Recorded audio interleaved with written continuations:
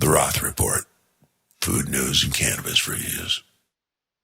Roth here, live in front of your naked, steaming eyes. Finally, we got video. We got visual. We have ignition. We got takeoff. I'll tell you about takeoff.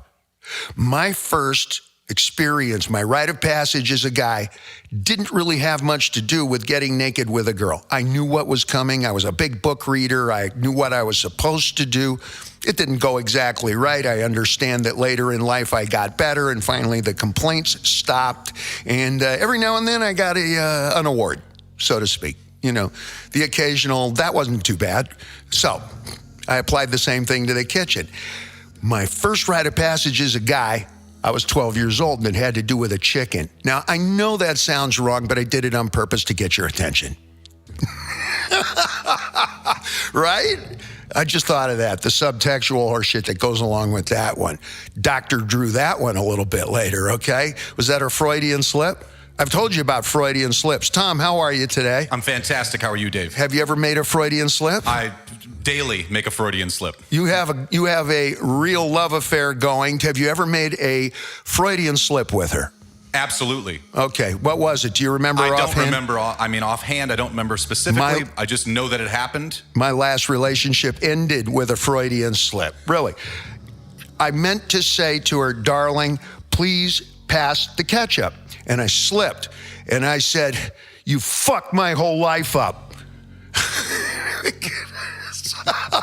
And that's like a food story. Look, I can make it all food stories, okay. My first rite of passage with a girl happened on a beach when I was 15 in Moorea Island in Tahiti on the full moon. No shit, you couldn't have writ that better. My real colorful, you're a man now, Dave, happened when old gal Sinoski, she was working up at the ranch in Bend, Oregon. It's a horse ranch. And she's wiping her hand on the apron, and she says, David, honey, I'm glad to see you. Put the milk pails over there. It was the evening milking. I had 2 pails of milk. There's 15 hungry juvenile delinquents waiting, okay? She says, go do the honors. Stop. What does go do the honors mean? It's got to do with dinner time. Go find me 4 hens and get them going. She said it to me like I'd been doing that my entire life, okay? I'd never done this before. I know what doing the honors meant. I knew that was coming. Old Bill Sinowski, who was the foreman at the ranch, the boss up there, had been teaching us kids and stuff along the time. And it started, these are his words. This is a critter, it's got a mind and feelings. I'm even doing the act. It's got a mind and feelings just like yours. You want it quick, you want to send her to heaven and get her in the pot without her feeling a thing. Just the way you'd have it. That's the way I'd have it, okay? Have you ever done the honors, Tom? I have done the honors, yes. Okay, and how old were you first time you did it? Probably 11 or 12, something like that. My dad grew up on a farm, so I was around that kind of stuff. And that was part of growing up, Absolutely. Okay? You don't just go to Pollo Loco. That's later. That's special. That's birthday shit. Yeah. Okay. And you learn the way of life out there. Food story. My dog, Russ, went to heaven.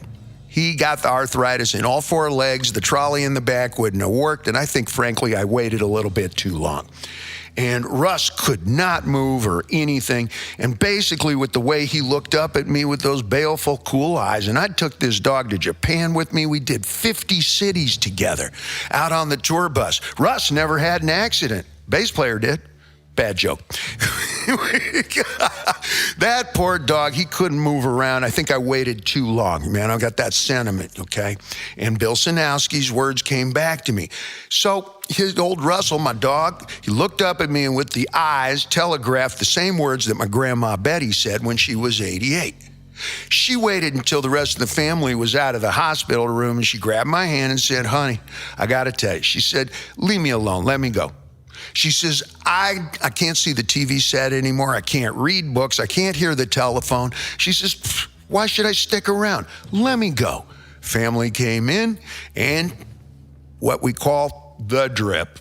We say it with fondness and love and whatever, and it's the way I want to go. Give me the drip. A little bit of morphine, turn on the drip. Me, put a little porno. What do you want, puppies romping? I'm leaving. And I don't mean on a jet plane. Put that sight back on. Like, whatever that movie was in the yellow Volkswagen, the old guys, that's probably me. Give me the drip. Now I'm going to get a little bit serious, but a little bit fun here. There is a point when you're going to get me the drip and I got to go to heaven. All right, I'm making an assumption. I see the look. You're thinking I'm making an assumption. It might not be heaven, but I like to think positive. I'm an optimist. When I go fishing, I take a Nikon and a frying pan. When it's time to deal with one of your sweetheart loved ones, your puppies or your dogs or whatever it is, your cats or so forth, and you got to make that terrible decision, whatever, here's something that's going to really soften the blow. And I'll give you a little tip. This is as much for us and yourself as it is for the critter, okay? What we did for Russ, he's a cattle dog, 55 pounds, off-road, all over the world dog, right? This is a big, tough dog. He was couldn't move, couldn't even roll himself over. Instead of just tearing your heart out, my sister made plans ahead and went to Pie and Burger. She got 2 of the biggest cheeseburgers they ever made, and they made them at breakfast time because they knew it was an order in advance. Got 2 orders of French fries, enough ketchup to float them, and 2 big vanilla milkshakes. No straws. They're not for you. They're for the dog. And we brought him back and fed 2 cheeseburgers to Russ, and his eyes rolled back in his head and his toes curled. And we said, oh no, baby, you got to come see about this. We just getting started. And we gave him milkshakes. We gave him 2 of them, and his eyes rolled back, and we disappeared into his glorious memory of love. And he fell asleep and went to heaven. And I want you to take note, because that's how I want me to go, in case I can't communicate. 2. Don't eat 1. Oof. Roth, The Roth Show, brought to you by Ink, the original. And we prefer you say it that way. Ink, the original. That one was even a little better. Nice. Love your tattoos. Learn to throw your voice. Surprise, shock people. And that usually meant your parents. This was a time in your life when your parents would talk about you as if you were not there. Do you know what your son did today? Why is he always my son when he screws up? And why is he always your son when he gets good grades? Which is almost never, by the way, past the chopped corn and peas, which came out frozen, okay? Frozen corn and peas. That's what I was raised on. And listening to my parents talk about me as if I'm not there. Now my staff does it. Now everybody I work with, my running joke that's not a joke is, are you a yes man, Tom? Are you a yes man? Absolutely not. Well, I could use one. So put out an ad, do whatever you do on the electronic billboard, because I'm surrounded by doctors and super achievers here, okay? That's why I got to be real careful about when I eat a pot gummy. I got to be more careful about the wrapper than I do about the gummy inside. It's very simple to me. Smoking, that's a cultural issue for me, okay? Smoking, I can't imagine any of my favorite jazz musicians or the album covers, Blue Note album covers. I can't imagine Jimi Hendrix. I can't imagine Kerouac. I can't imagine Picasso. I can't imagine. I can go through a long list. Mark Twain, Sigmund Freud, Winston Churchill. These are all not smoke-free environments. It's what I grew up in, right or wrong. And even if it's just photic, slow smoke. That's what you call it when you look at these album covers. And this is ancient ritual, okay? Whether the smoke is conducted by a shaman out of the campfire in the middle of the whatever, or it's the Taino Indians, if I even pronounced that correctly, in Cuba. And some point we'll talk about Cuban cigars, because those are living, breathing things, just like cannabis or tomatoes or onions or anything else in between. It's a culture, the culture of smoke. I grew up with it, and truth told, full transparency here, it's probably the Marlboro man who's going to take me to heaven. Now that's 2 assumptions, and only one of them's correct. True. The only thing I regret really are the adventures I never went on and starting smoking. I still occasionally smoke cigarettes. I smoke pot. Sometimes I smoke it before breakfast. Okay. It's gone from recreational to completely medical for me with cannabis, but somewhere in between I asked a gazillion questions for a whole lot of summers, and I ain't a camper anymore. I'm a counselor. Maybe I can share with you along the way everything I did wrong, and that's what I'm an expert on, okay? Having said so, here I am today. I'm a boss, working for the man every night and wait. Now I'm the man. How'd that happen? It's the same day I was driving along and I opened up Playboy magazine and the centerfold was younger than me. When did that happen? It must have happened while I was asleep. Can I go back? Really? These are moments, okay? And as I said, I don't want to smoke. My voice sometimes, everybody's in a smoke-free environment today. Okay, it's a new world out there. Let's be part of it. Smoke, in general, it's not going to be great for you. I don't care what kind of smoke, whether it's incense, I don't care whether it's coming off of a chimney, out of a fireplace. Would you ever dream of, you love that Christmas fragrance. It's an aroma, scent, fragrance. That's what you call it, okay? And you have that cedar burning, or you have those Yule-tide logs, and mesquite smells so good. The smell of a campfire when you're starving, when you're getting the tent ready. And what you do is you get the tent ready, take 2 dogs with you, any kind of dogs who are off-road dogs. They can be tiny, as like a Jack Russell. They can be giant like Russ or whatever. And as long as they're feisty and off-road and they feel good in shitty weather. In fact, make sure your spouse is the same thing.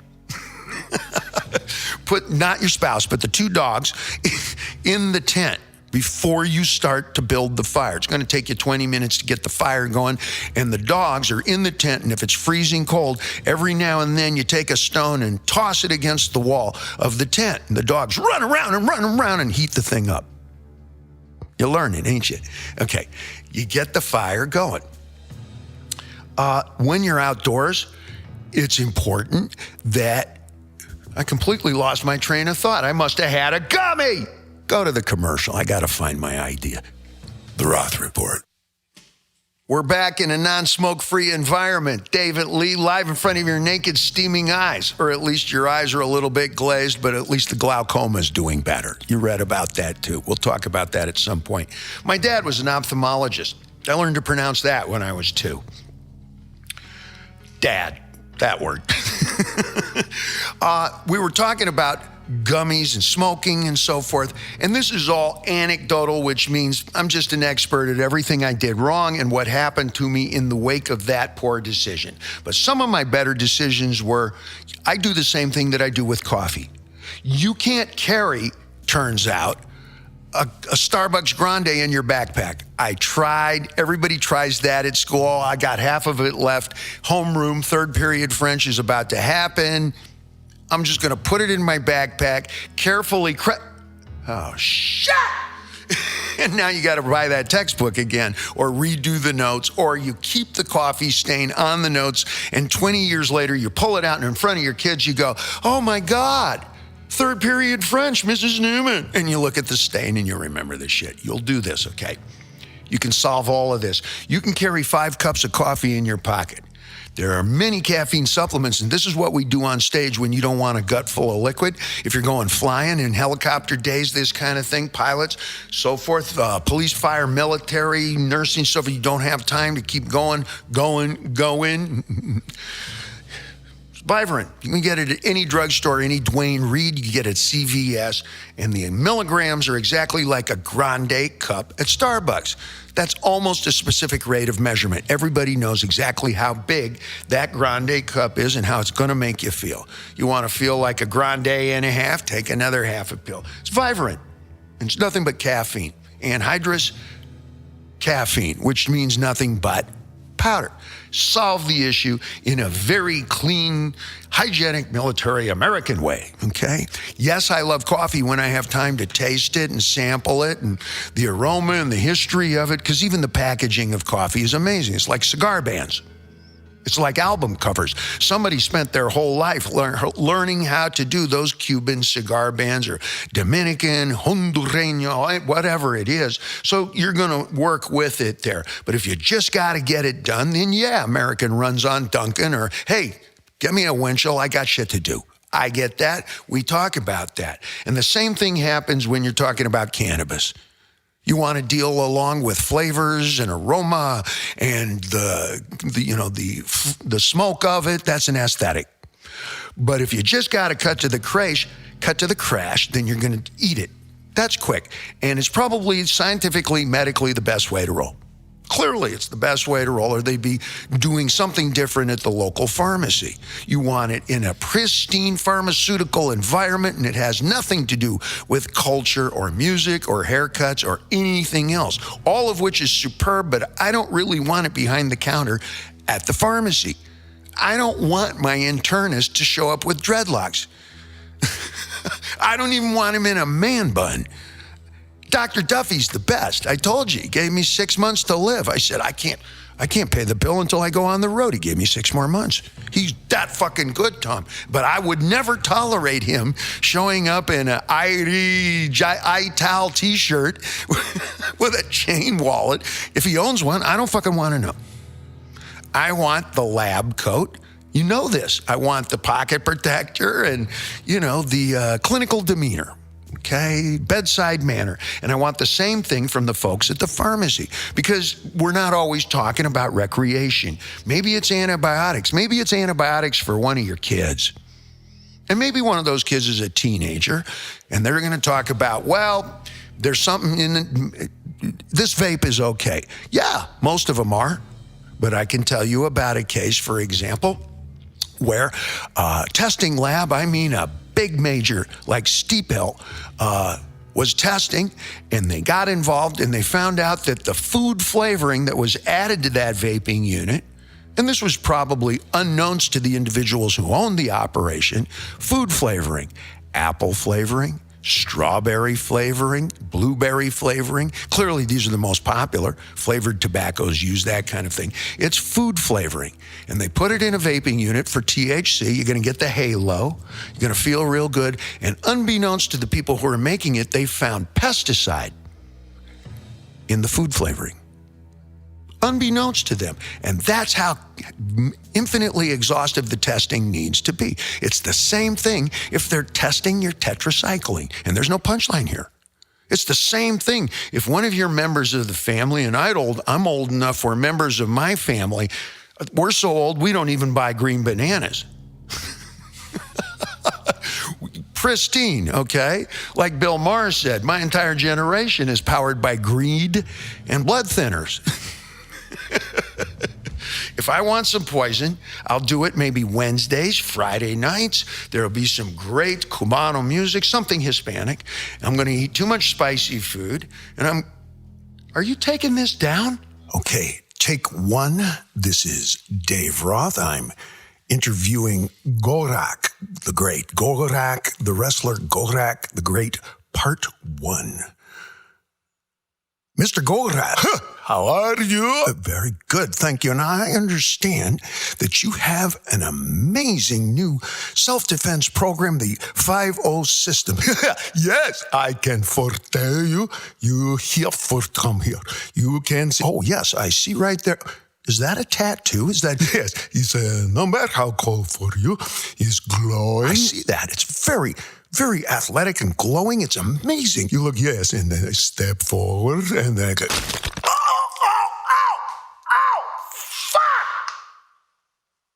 You gotta teach me that. Yes, of course. But it's maybe other hand for, yes, turning further and see. I show tattoo 5-0 step. Yes, I can see that. It's transfixing. It's glowing and make forward movement. That's the best move I've ever seen. Yes, it's possible. Well, no, maybe you are for signed waiver for further excitement.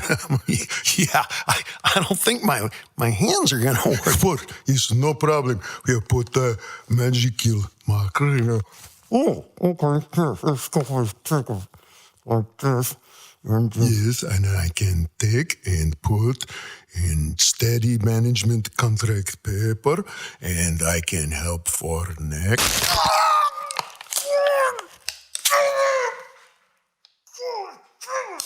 I think you broke my neck. For sure, I break your neck. His popular 5-0 system is going for a beat, I think. Can you hear me? Mm-hmm. Maybe I finish commercial. Okay. It's rolling. Hey, 5-0, 50. I can't read English letter. 50. Inca system. You put. Maybe someday you are strong, sexy like fucking this. It's good, huh? Pretty good. Yeah, I'm thinking maybe not high tech. Show business. Summer's here. Anything could happen. It's popular, huh? Ink the Original. InkTheOriginal.com. Dealing with cannabis is probably safest if you just eat it. It's like a candy bar. If there's something on it, and we've all been at picnics and dropped the candy bar, and did it kill you? No. Did it kill your will to eat other candy bars? No. How many times you eat breakfast and you put some raspberries or some strawberries on it, and I know, you know, we've been told about the pesticides, we're in a big hurry, we got places to go. I don't have time to wash this stuff off like my gal told me. It's not going to kill me. And you were right. Now, some of this has affected my memory, okay? It's way better than it ever was, but it's a little shorter. Eat your pot. It's that simple. And if you're dealing with gummies, just remember you're dealing with gelatin. It's sugar. There's a candy element to it, and that may impact the way it absorbs into your gut. When you're eating protein powder, then when it's like pudding, it soaks nice and slow in your gut, and that's, it goes back to the way it was. A gummy's the same kind of thing. But if you eat a chocolate bar, then that's going to coat your gut, and you don't know how long that's going to take. So you're going to plan for an hour. But coffee, most people are unaware, coffee really to soak into your system takes at least 45 minutes. Sorry, the idea of standing around on the loading dock, downing a cup and feeling it right away? No, what we feel is the sugar. What we feel is the little bit of plant solids that might be there, like a little bit of protein that's in there, but you don't feel the caffeine for 45 minutes to an hour. So you really want to get after it. You got to deliver that speech. You got to drive that truck and drive that train. Excuse me. If you break into song on the Roth Show, you get extra points at Hanukkah. True story. Most folks have no idea that espresso is 1/3 as powerful as regular coffee. That's because the water runs right through it, sort of like beer does to you after happy hour. Another shot of courage. Man, that courage runs right through you. Roth, right here on the Roth Show. And I don't got time to keep leaving out of the headsets, going off to the man's room, right? Like this. So eat your coffee. It's about 150 milligrams, which is the same thing as a Grande cup at Starbucks. Same thing. And you can carry 5 cups worth in your pocket, at least. Don't even try and carry around 1 cup, especially if you've been smoking some of the pot at these local dispensaries.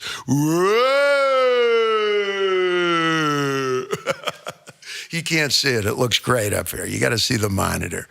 We're looking at you. Can you see us? Hey, give me half of that. One of my biggest issues with pot gummies is that the wrappers and the packaging for it doesn't really go along with my job description currently. The names don't really either. The names are like great album covers. A lot of them sound like Chili Pepper album covers, right? Purple Laughing Jesus Jump and Jive. That's not true, but it could be, right? Buddhist Lingerie. I'd buy that. The Shit That Killed Elvis. I'll buy every bit you got. Rick James, that would be a good name for some pot because it'll end your career. Lindsay Lohan, because it'll not only end your career, but you'll have a comeback. Whoa, dude, I feel better.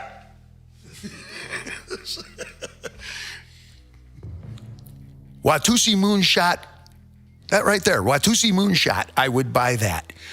But then there's a point when you want to think pharmaceutically, analytically.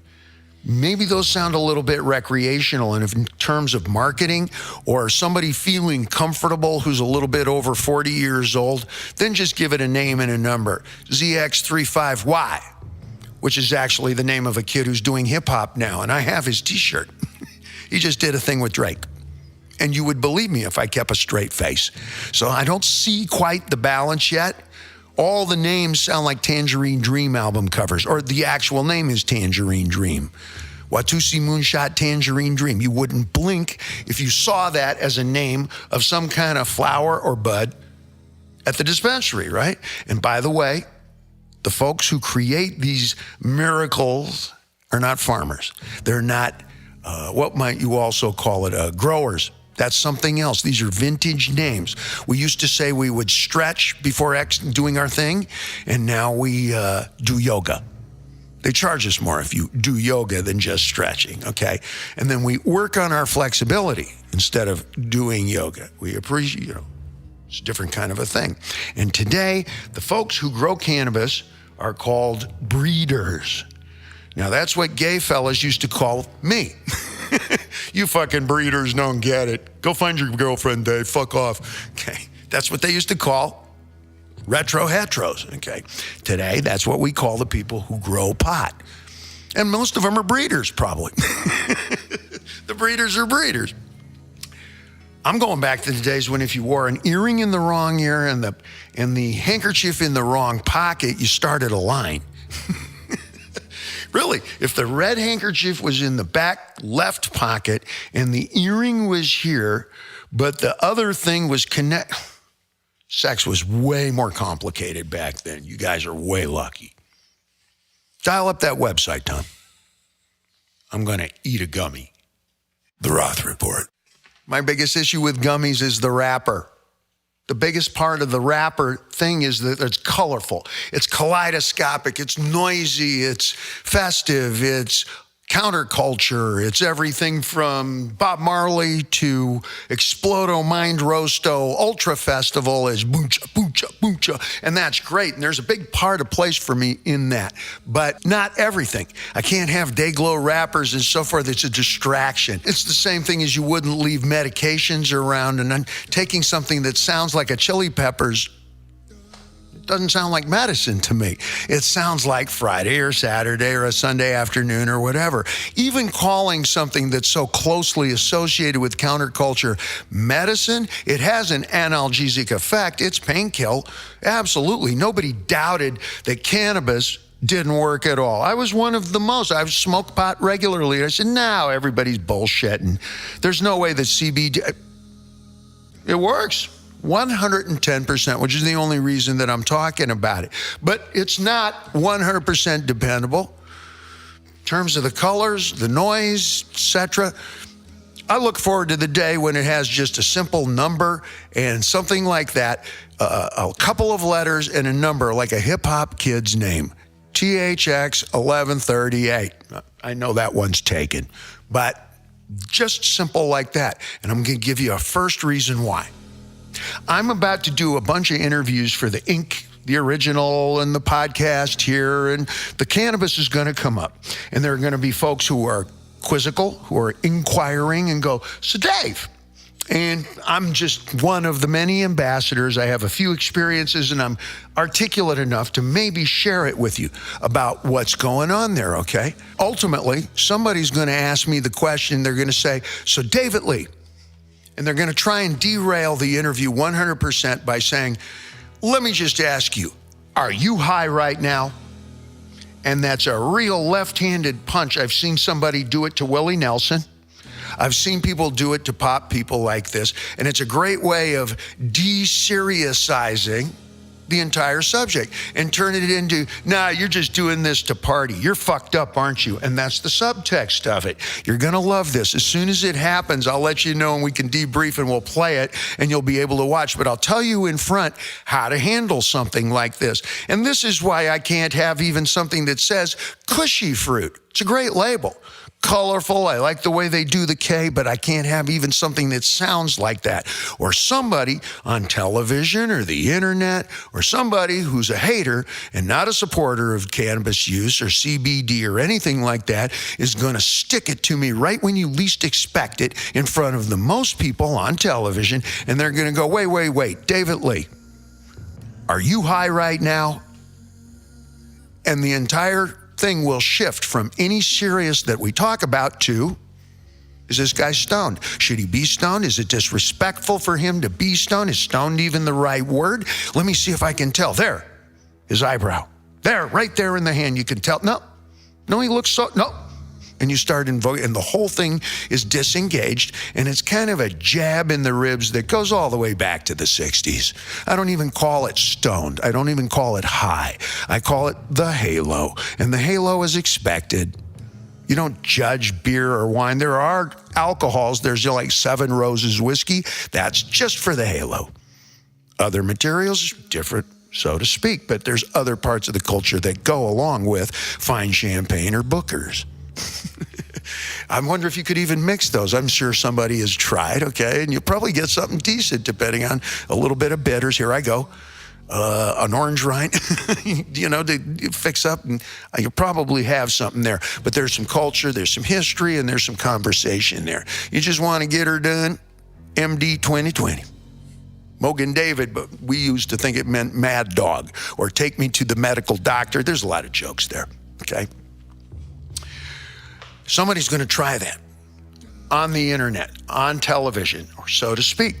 And they're going to go, wait a minute, Diamond Dave. And as soon as I hear the nickname, I know it's coming. So I get my mental hands up like this, just in case we got to do a little jiu-jitsu. Like so. And they're going to go, are you stoned? And I'm going to go, wait, would you ever have somebody bring a bottle of their best craft beer onto your show, or their finest work from Northern Napa, wine bottle, or some fine champagne from France, and they say, here, I brought you this gift. Would you turn to them and go, have you been drinking? Because it would be kind of a personally invasive, and it's a way of derailing, the respect and whatever. But in the same vein, let me answer that this way, because you're watching my face to see if I am now, just that you might even bring that up. You're watching my hands, and I've been watching your face. And they'll say to me, for what? And I'm going, are you using Preparation H? Now, who's watching who?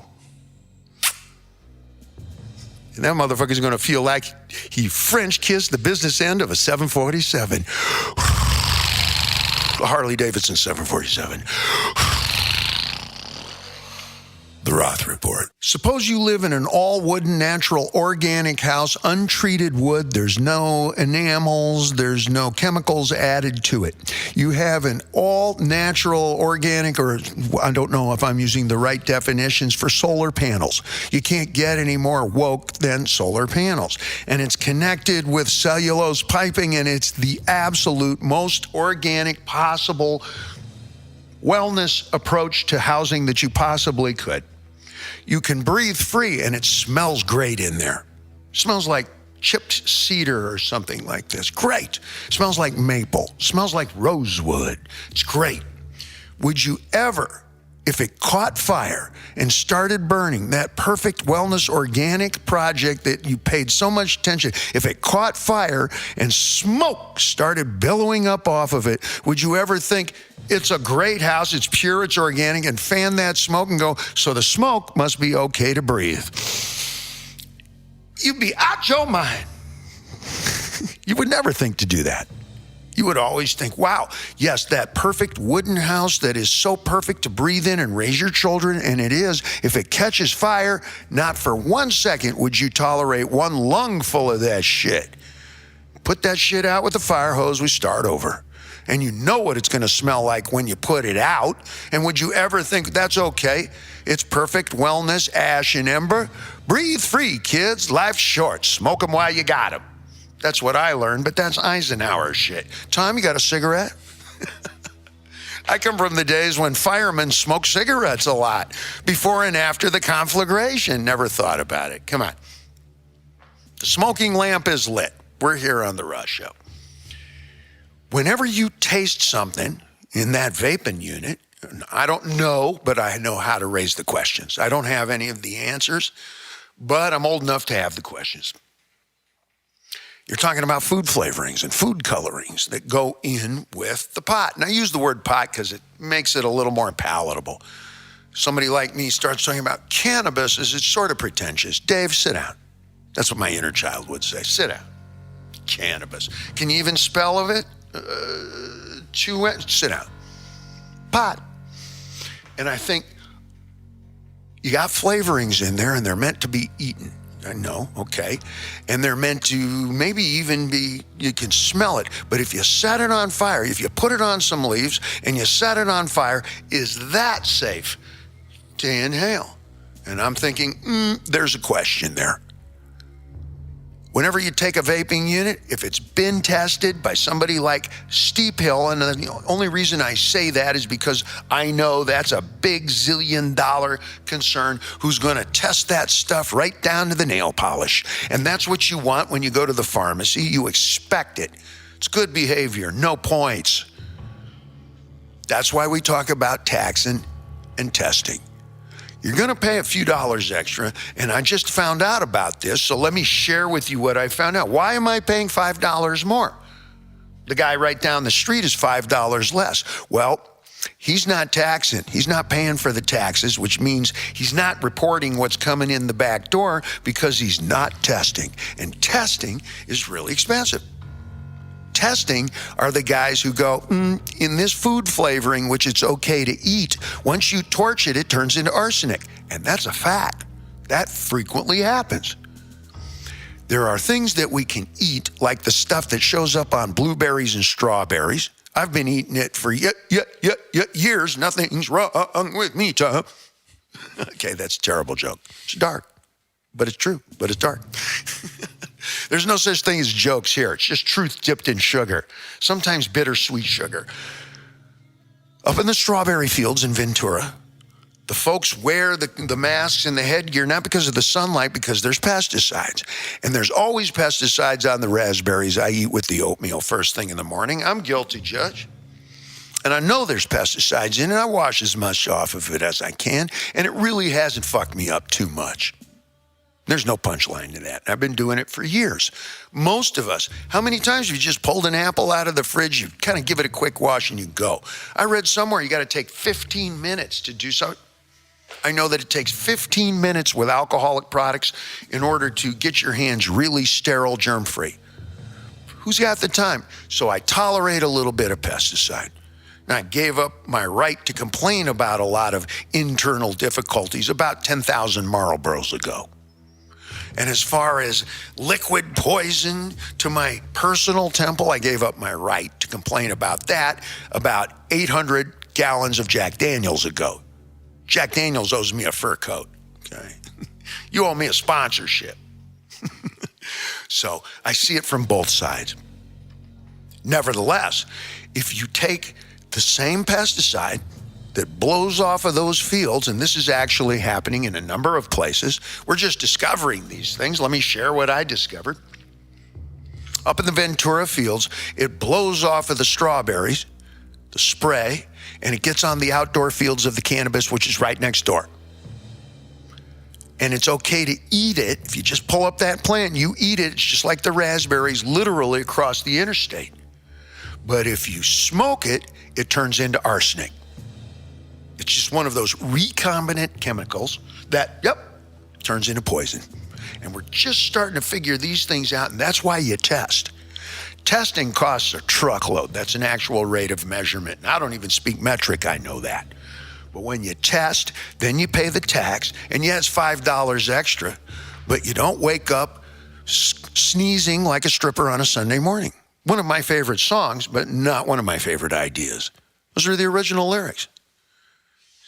Sleazy on a Sunday. The Roth Report. Elmer Fudd, right? The sunglasses tell you we're going somewhere, and I want you to go with me. When I talk about the Silver Lake Dispensary, it's great. It's on Fletcher. It's old Los Angeles. You can find it easily on the grid. What's really unusual about the Silver Lake Dispensary is that there are three things you don't see anymore anywhere. You got the Great Hyperion Gate, which is your trip into the LA River system, and the Conservancy guys have built something amazing. You got to take a bike ride or a walk through there. Catfish jumping, I've told you about that. But right next door to the dispensary is a shop that specializes in any kind of Hispanic music you can possibly imagine, and it's all CDs and records. There is a huge industry of Spanish-speaking people que están hablando solamente español, people who speak Spanish and still own beatboxes. They don't do the internet. They still go to the magazine stand, which is in the liquor store, and they buy CDs of every kind of Hispanic music you can think. Any city, any country, any region of any part of Latin America, South America, Mexico, all the way from Carmen Miranda up to Pitbull. And the guys will steer you wise right there. When you got your music ready and you got it in your headsets, you're going to need a CD player. And it's worth a trip to walk around, just look at the cover art and have the guys steer you. I like the stuff from the 50s, claves. I like Puerto Riqueño, Boricua. I like Cubano. So I asked the guy for that, and it's like going to an education. He's going to school you there, not screw you. And the fellas who work in there, like I say, from Carmen Miranda and Ricky Ricardo to Ariana Grande, you'll get the remixes and everything. When you got your music, here's the last thing, and you got to pay attention to this because you don't see these anymore. We all know what it is. We all make fun. We all joke, and a lot of America sees it constantly. There's a Dairy Queen.